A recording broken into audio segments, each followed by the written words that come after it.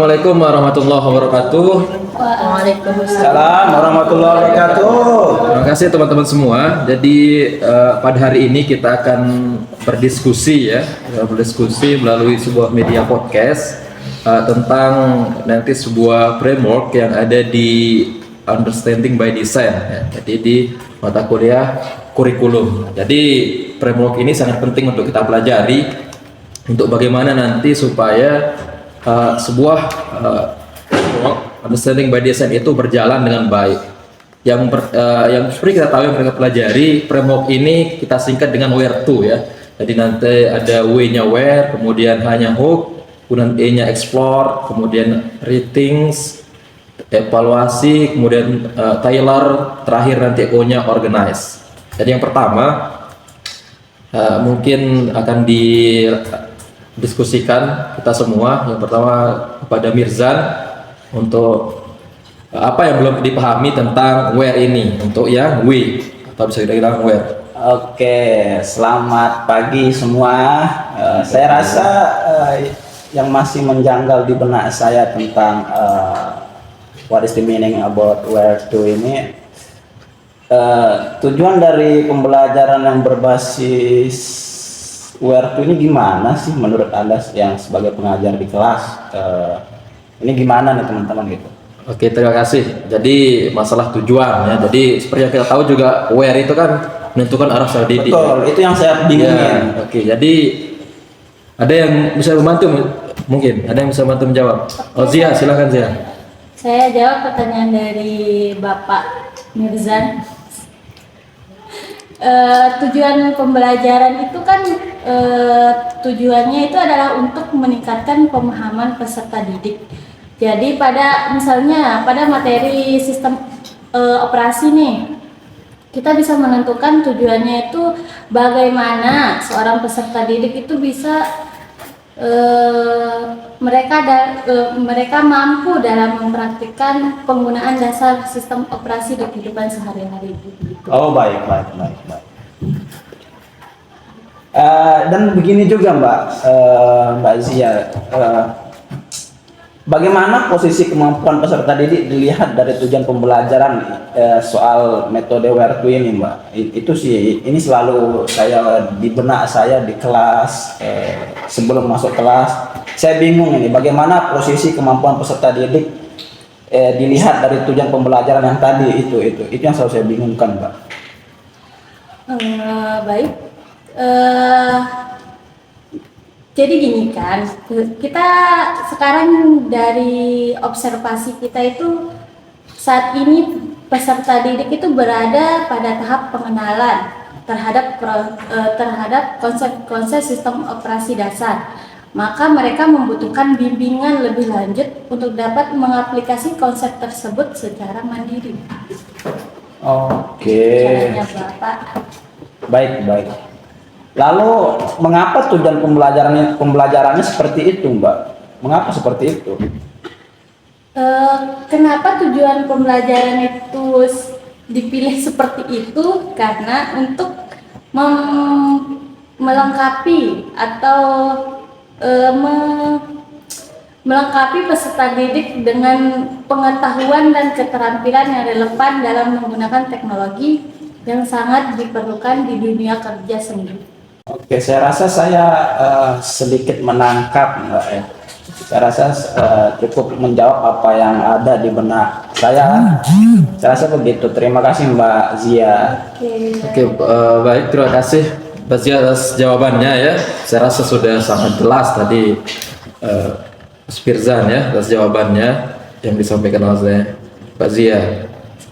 Kemudian yang tadi kan where ya sudah jelas kita sama-sama diskusikan tentang where-nya. Kemudian sekarang yang hook the student. Nah, jadi hal ini kira-kira apa yang perlu kita diskusikan tentang hook the student? Kira-kira apa? Oke, mungkin dari saya di sini yang untuk hooknya,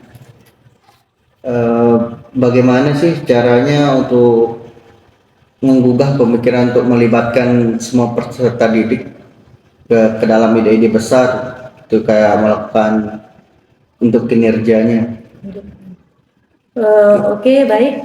untuk menggugah pemikiran agar keterlibatan semua peserta didik dalam menunjukkan ide-ide besar itu, kita menggunakan analogi sehari-hari tentang bagaimana sistem operasi bekerja mirip dengan peran otak dalam tubuh manusia. Jadi untuk memancing rasa penasaran mereka tentang bagaimana sistem operasi ini mengendalikan komputer.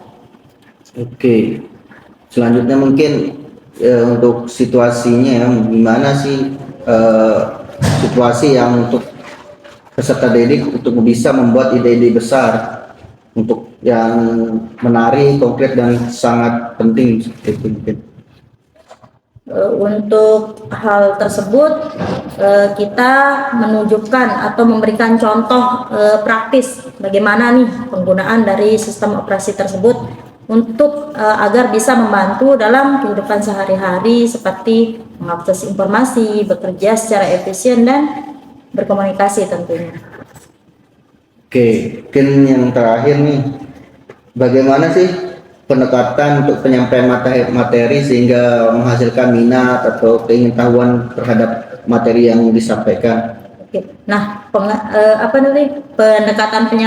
pendekatan tersebut biasanya kita menggunakan simulasi interaktif dan video demonstrasi agar memudahkan pemahaman dari peserta didik tersebut. Oke, mungkin Diskusi juga diadakan untuk menggali rasa ingin tahu mereka terhadap cara kerja sistem operasi. oke, itu aja mungkin yang Oke. yang berikutnya. Terima kasih Bang Tony dan Mbak Rini ya. Jadi penjelasan yang saya rasa sudah sangat mewakili dari kita semua, sudah kita pahami tentang the student seperti apa kira-kira penerapannya dalam Where to ini atau dalam understanding by design nanti yang akan kita terapkan di sekolah. Selanjutnya yang E-nya, saya sendiri ini belum bingung yang E. Kira-kira teman-teman nanti bisa bantu jawab yang tentang explore ini ya, explore ini, yang dimana di sini kan memberikan kelengkapan dengan pengalaman, alat pengetahuan dan lain sebagainya. Namun yang ingin saya tanyakan di sini tentang ide-ide tersebut, bagaimana kemudian caranya peserta didik akan terlibat begitu dalam mengeksplor ide-ide besar. Oke, Mas Bagus, saya rasa untuk mengeksplor ide-ide besar dan dari peserta didik, saya rasa ada beberapa cara. Salah satunya dengan bekerja kelompok untuk membahas dan meneliti fungsi utama, misalnya di mata pelajaran sistem operasi yang kita bahas tadi sebelumnya. Lalu mereka juga dilibatkan dengan tugas-tugas untuk menyelesaikan masalah-masalah sederhana, kemudian diaplikasikan lebih kompleks untuk meningkatkan pemahaman mereka dan skill mereka. Saya rasa begitu, Mas Bagus. Oke, terima kasih Mas Mirzan. Jadi yang saya tangkap dari penjelasannya tadi, bagaimana supaya nanti peserta didik itu diberikan masalah-masalah ya, Betul. supaya dia idenya itu bisa diekspor. Nah, mungkin yang terakhir atau yang kedua yang saya tanyakan, kegiatan belajar apa untuk penampilan kemampuan puncak siswa untuk pekerjaan rumah dan pengalaman di luar kelas, apa yang diperlukan untuk memungkinkan peserta didik mengembangkan dan memperdalam supaya ide-idenya itu pemahamannya itu penting begitu. Seperti apa kira-kira? Oke, Mas Bagus ya. Yang biasa saya terapin di kelas saya itu biasanya kayak saya ngasih beberapa simulasi troubleshooting atau masalah di misalnya di mapper sistem informasi tadi. Saya ngasih dia troubleshooting gitu ke siswa untuk bagaimana dia mengkonfigurasi sistem informasi ini untuk di kehidupannya sehari-hari. Saya rasa begitu, Mas. Oke, jadi Di perangkat mereka yang mereka biasa pakai kayak gadget-gadget mereka itu sih biasanya. Jadi yang saya tangkap intinya dia mengeksplorasinya dengan dihubungkan dengan kehidupan sehari-harinya. Betul. Oke, saya rasa sudah sangat jelas ya teman-teman semua untuk yang explore ini. Kemudian yang selanjutnya tentang R ya, rating, revisit, revise. Nah ini juga perlu kita diskusikan nantinya bagaimana eksplorasinya tentang hal ini. Oke, Mungkin ada yang teman-teman yang masih bingung tentang hal ini mungkin. Saya nih, Ya, oke saya silakan. nih masih bingung di bagian gimana peserta didik itu akan dipandu untuk memikirkan kembali pemahaman mereka tentang ide-ide penting. Oke, mungkin di sini saya yang menjawab ya untuk teman-teman. Untuk peserta didik di sini dipandu melalui sesi refleksi dan diskusi kelompok setelah kegiatan praktik. Peserta didik akan merevisi pemahaman mereka serta mengklarifikasi konsep-konsep yang sekiranya yang belum jelas seperti itu. Oh, oke, baik, bisa. Terus bagaimana produk dan petunjuk peserta didik dapat ditingkatkan melalui revisi berdasarkan penilaian diri dan umpan balik? Oke, di sini melalui umpan balik langsung ya, seperti dari guru setelah presentasi, peserta didik didorong untuk memperbaiki laporan mereka langsung untuk memperdalam konsep yang kurang dikuasai seperti itu. Mungkin yang terakhir ini bagaimana peserta didik didorong untuk merenungkan pembelajaran dan kinerja mereka? Ya, di sini mungkin nanti gurunya akan mengadakan sesi refleksi di mana mereka akan menuliskan pengalaman belajar tentang yang dihadapi dan diperbaiki yang ingin mereka lakukan. Baik, terima kasih. Oke, terima kasih Pak Z dan Stony. Jadi saya rasa sudah cukup bagus untuk pemahaman tentang rating tadi ya. Jadi saya rasa kita semua sudah paham tentang hal ini. Selanjutnya yang yang kedua, exhibit atau evaluasi ya. Nah, ini juga penting untuk kita bahas karena sejatinya ini sangat penting dalam dunia pendidikan, bagaimana kita mengevaluasi nantinya peserta didik kita. Saya rasa ada yang ingin bertanya tentang exhibit and evaluasi ini. Nah, kayaknya ini deh yang saya bingungin, ini yang agak, karena saya kan untuk evaluasinya itu agak kurang nih. Terus kira-kira nih bagaimana caranya peserta didik yang dibimbing dalam penilaian diri, evaluasi dan penyelesaian tersebut? Oke, mungkin saya aja yang langsung menjawab karena saya rasa saya lumayan paham tentang ini. Jadi saya rasa pertanyaannya tadi bagaimana supaya didik dibimbing dan penyelidik dan dia bisa evaluasi diri lah istilahnya ya. Jadi di dalam kita mengajar itu nanti ada yang namanya rubrik penilaian diri siswa ya. Jadi itu penilaian yang terhadap pemahaman konsep, kemudian kemampuan dan kerjasama siswa itu sendiri. Nah, itu ada di rubrik penilaian. Nah, hal inilah yang perlu kita bentuk dalam nanti di pembelajaran yang kita lakukan. Rubrik penilaian ini. Ini yang menjadi panduan nanti siswa bisa mengevaluasi dirinya. Nah, dia akan bisa melihat nilainya sendiri di rubrik penilaian itu. Jadi mulai dari kemampuan, kemudian kerjasama timnya, kemudian ada juga nanti tentang akhlaknya di sana dan lain sebagainya. Dengan nilai tersebut nanti bisa mengevaluasi diri sendiri dari peserta didik itu tersendiri. Seperti itu kurang lebih. Oh, oke, baik. Terus saya punya pertanyaan selanjutnya, ini gimana ya peserta didik akan terlibat gitu dalam evaluasi diri untuk mengidentifikasi diri, menetapkan tujuan di masa depannya, dan bagaimana cara mereka itu memiliki semangat belajar. Oke, jadi terima kasih atas pertanyaan. Jadi ini juga hal penting sekali ya, karena peserta didik itu jarang sekali dia memahami, dia bisa mengevaluasi diri sebenarnya, karena istilahnya dia kalau masih sekolah itu kesadarannya itu sangat rendah ya. Jadi salah satu caranya di sini tentu dengan cara nanti ada misalkan diberikan nilai-nilainya oleh guru, peserta didik itu membuat sebuah jurnal akhir nanti.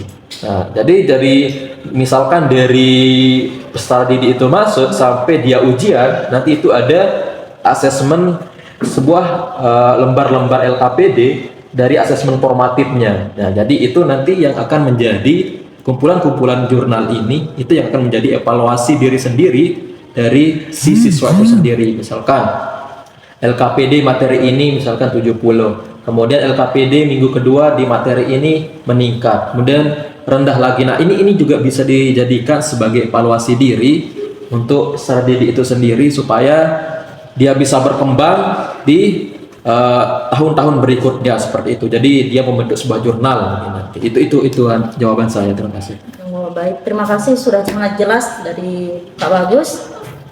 Mungkin Oke, itu jadi aja dari selanjutnya teman-teman semua, saya rasa untuk evaluasi ini kita sudah belajar sangat detail tadinya yang selanjutnya tentang WT ya, Tailor to Student. Nah, ini juga kita diskusikan karena sangat penting ini. Mungkin ada yang akan memberikan pertanyaan pemantik, nanti kita bisa jawab dan sebagainya. Boleh saya duluan?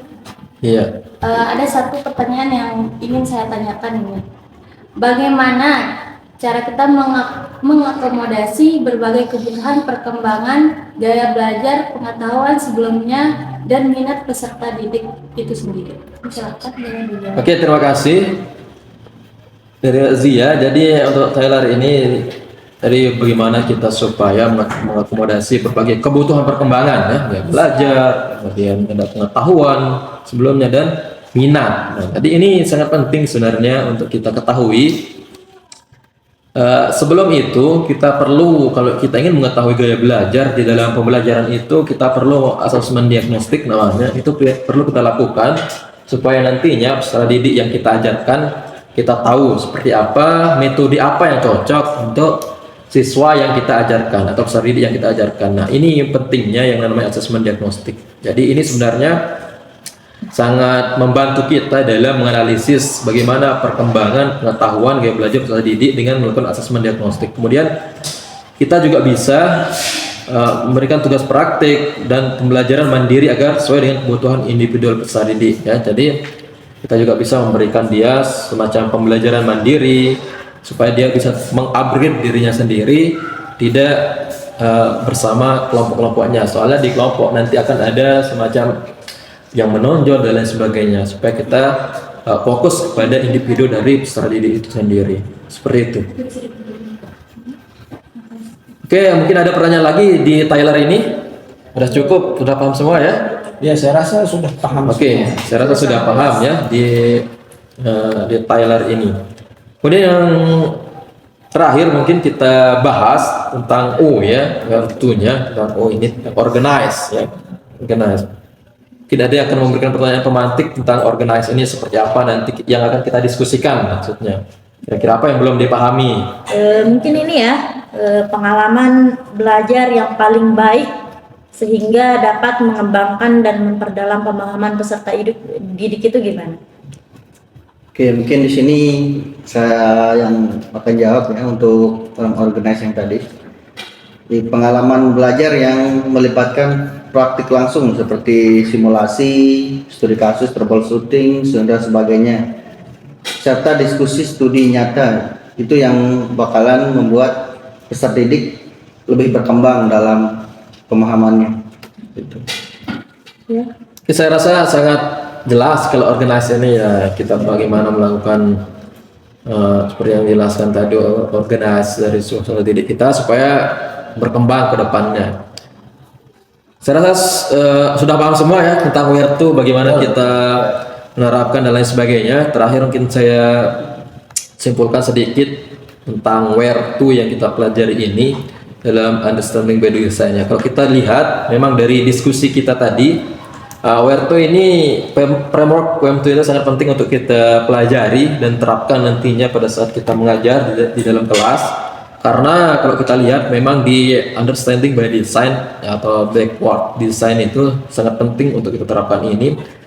Sama persis sebenarnya, tapi ini lebih detail ya. Kalau kita lihat ini lebih detail untuk tahap-tahapnya supaya nanti kita bisa terapkan di kelas dan mencapai sesuai dengan tujuan pembelajaran yang ingin kita capai kepada peserta didik, dan peserta didik lebih paham dan lebih bermakna dalam pembelajaran.